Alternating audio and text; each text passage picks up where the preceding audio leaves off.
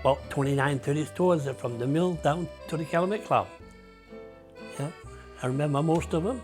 As far as competition, I mean, they didn't really talk about competition. I guess they kind of survived together, all these stores. I mean, you had Pat Node's and Labby's Market on Monroe Street, Kuchar's. Franco-Americans established and operated dozens of small neighborhood grocery stores, Magasins, on Sand Hill in the first half of the 20th century. Many of these stores thrived well into the 1960s and 70s. Many were within view of each other. We carried everything, just about everything. We had groceries, meats, milk, beer, cold cuts, and regular meat, chicken, poultry, anything. Frozen food. I did have a responsibility in working in the store, but I was not working for wages.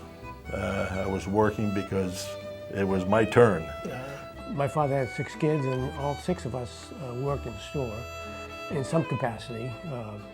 Sometimes I would slice meat, sweep the floor.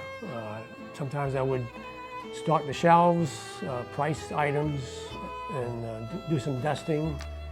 As incredible as it may seem today, according to Manning's Augusta Gardner Directory, there were 76 grocery stores located throughout Augusta in 1952. In addition, there were 3 bakers, 9 confectionaries, 9 druggists, 3 fish dealers, 3 fruit dealers, and 16 meat retailers.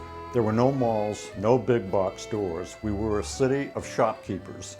Of the 76 businesses listed as grocers in 1952, at least 11 were located on Sand Hill. It is likely that many businesses were not listed in Manning's. According to Lucian Labby, the proprietor of Labby's Market on Monroe Street, there were 27 stores on the hill spanning over several decades. My father did very well. The store was always busy, and I did wonder how we could survive with 6 children who constantly went in and got what they wanted for free. But one thing is, the people didn't move. People stayed where they were because they had work. They had shoe shops, they had a cotton mill, they had a paper mill. You know, people didn't have the cars. There was no cars. And of course, everything was charged, because all these people worked in the mill.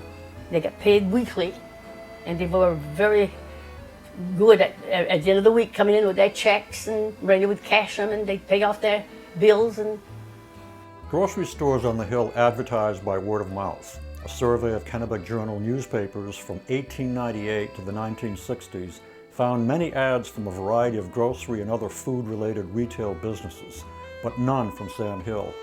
This supports the idea that these stores saw their customers as being from the neighborhood or even just the street. I started working for Rainey Patnode when I was 10 years old.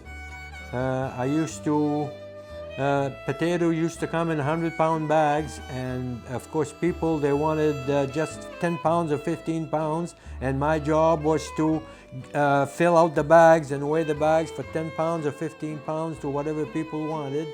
The largest, longest running and most successful grocery store on Sand Hill was Patnode's. Located at 56 Northern Avenue in the shadow of St. Augustine Church, Patnode's dominated the grocery business on the hill. Alphonse Patnode opened a store on the corner of York and Washington Street. In 1914, in June, Wilfred married Lucy Gilbert. Wilfred is our grandfather, and from 1914 until 1946, Wilfred ran the store. In 1946, my dad, Rainey Patnode, Irene Patnode, took over the reins. When I got on my own, I wanted to run the Patnodes also.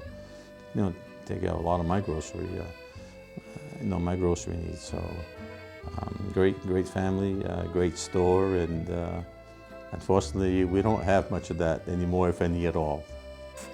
If it wouldn't be for him today, I don't know how I would have wound it up. He taught me to be good to people, to respect people, and he said if you use people good, they're going to use you good. So this is how that Rainy Patnode meant to me.